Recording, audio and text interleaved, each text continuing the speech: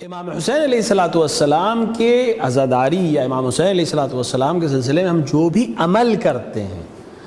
یہ عمل خلوص کے ساتھ ہونا چاہیے۔ خلوص ہی ایک ایسی چیز ہے جو قبول ہونے کی ضمانت بنتی ہے کسی بھی عمل کے۔ اگر اخلاص نہیں ہے تو عمل قبول ہونا مشکل ہے۔ کربلا میں ایک شخص ہے، کربلا میں یہ جس طرح کے آج ہم حرم دیکھ رہے ہیں اس طرح کا حرم نہیں تھا۔ کربلا امام حسین علیہ السلام کا حرم زری تھی، بارگاہ تھی، گنبد تھا، لیکن بہت وسیع نہیں تھا جتنا آج ہم صحن دیکھ رہے ہیں یا بین الحرمین کا حصہ دیکھ رہے ہیں، ایسا نہیں تھا۔ گھر بنے ہوئے تھے یہاں بہت سارے۔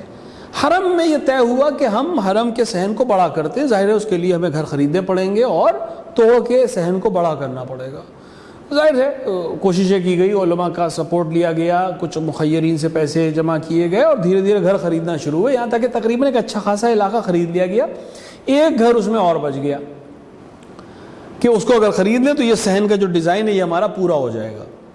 اس گھر کے مالک کے پاس گئے، اس سے کہا کہ اس کو بیچ دیجئے، ہم صحن میں حرم امام حسین علیہ السلام میں اس کو ملق کرنا چاہتے ہیں، یہاں صحن کرنا چاہتے ہیں یا حجرے بنانا چاہتے ہیں، اس طرح سے کہ حرم بڑا ہو جائے، تھوڑا سا زائرین کے لیے تھوڑی سی آسانی ہو جائے۔ اس شخص نے قیمت کے اوپر کچھ تھوڑی سی بات کی اور اس کے بعد کہا کہ میں ایک شرط پہ یہ گھر آپ کے حوالے کروں گا کہ مجھے 3 مہینے کی مہلت دے دی جائے۔ خیر اسے 3 مہینے کی مہلت دے دی گئی اور بات طے ہو گئی، سودا طے ہو گیا کہ 3 مہینے بعد یہ گھر حرم کے لوگ اس کو خرید لیں گے اور یہ گھر خالی کر دیں گے۔ اب لوگوں نے اگلے دن دیکھا تعجب سے کہ یہاں گھر بننا شروع ہو گیا، کام شروع ہو گیا، گھر اچھا ہونے لگا، لوگ پریشان ہو گئے کہ ابھی تو کل اس نے بات کی تھی، بیچنے کی بات کی تھی، اور آج گھر بنا رہا ہے۔ لوگ پھر سے گئے اس کے پاس کہ آپ تو بیچ چکے تھے کل ہمیں، کہ ہاں ہم نے بیچ دیا لیکن ہم نے آپ سے کہا کہ ہم 3 مہینے بعد آپ کو دیں گے، تو 3 مہینے تک میں اس میں مختار ہوں۔ اور لوگ دیکھتے رہے کہ وہ گھر بنتا رہا، بہت اچھا سا گھر ہو گیا، اس میں رنگ و روغن ہو گیا، اس کی چمک بن گئی، بہترین خوبصورت گھر عمارت۔ لوگ پریشان ہیں، حرم کے لوگ پریشان ہیں، جو متولی ہیں وہ پریشان ہیں، جنہوں نے پیسے دیے ہیں وہ پریشان ہیں کہ آخر یہ شخص کیا کر رہا ہے، جب یہ بیچ چکا ہے تو گھر بنا کیوں رہا ہے اور اس پہ اتنے پیسے کیوں خرچ کر رہا ہے۔ یہاں تک کہ وقت معین آ گیا، وہ تاریخ آ گئی، وہ تاریخ جب آئی تو اس شخص نے گھر کے کاغذات، گھر کے چابیاں لے جا کر حرم کے آفس میں دے دیں کہ یہ میں نے جو وعدہ کیا تھا یہ گھر آپ کے حوالے ہے۔ لوگوں کا شکریہ، محبت، اور اس کے بعد سوال کیا کہ آخر جب آپ کو دینا ہی تھا تو آپ 3 مہینے پہلے آپ دے دیتے، اور آخر آپ نے گھر بنایا کیوں اس طرح؟ تو اس شخص نے جواب دیا کہ یہ میں آپ کو تو بیچ نہیں رہا ہوں، یہ میں امام حسین علیہ السلام کو بیچ رہا ہوں۔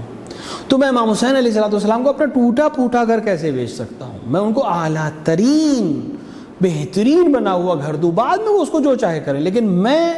اچھی چیز اپنے امام کو دوں۔ تاریخ میں ملتا ہے کہ اس وقت حرم کے امام جماعت جو تھے، اس وقت کے مراجع میں سے ایک شخصیت آیت اللہ العظمیٰ سید مہدی شیرازی کی تھی۔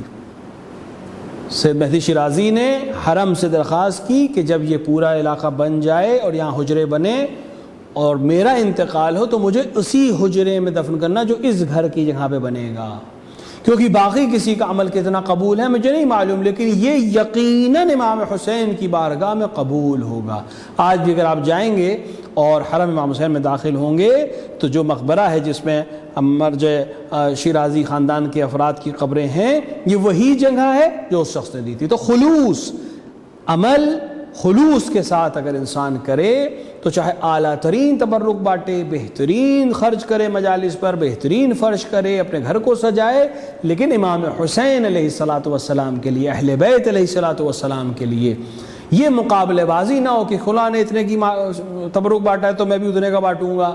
فلاں نے اس طرح کا خرچ کیا ہے تو میں بھی ایسا نہیں۔ خرچ کریں، جتنا زیادہ خرچ کریں گے اپنے اللہ سے جزا لیں گے، اپنے امام سے جزا لیں گے، لیکن ان کے لیے کریں۔ اگر انسان ان کے لیے کرے گا تو ان سے جزا پائے گا، اگر دنیا کے لیے کرے گا تو خدا اور امام اس کو دنیا ہی کے حوالے کر دیں گے۔